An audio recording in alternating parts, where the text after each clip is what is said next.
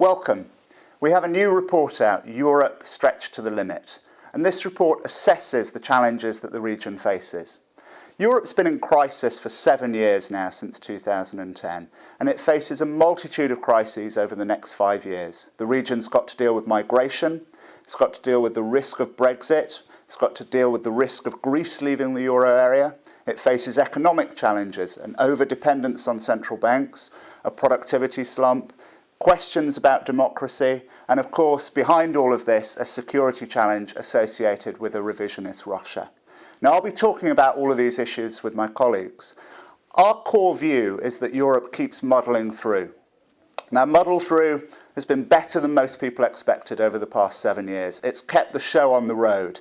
It doesn't get you the best outcome, but it keeps the region together. That's what we're expecting over the next 5 years. I'll talk to some of my colleagues now.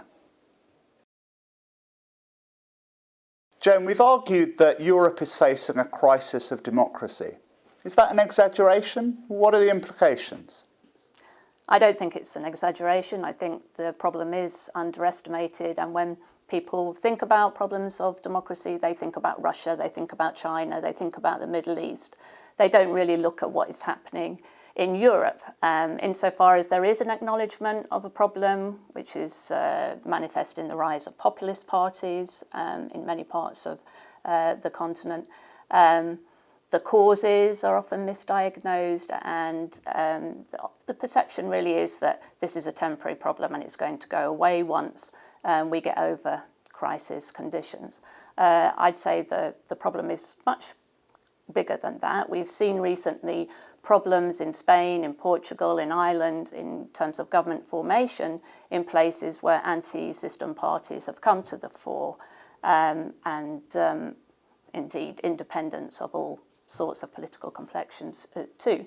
So we're already seeing a manifestation of this problem, and what we're saying really is that the system of party democracy, of representative democracy that we've had in Europe, particularly in the post-war period, is beginning to break down. In fact, that process has been in train for some time, and it's now becoming particularly acute.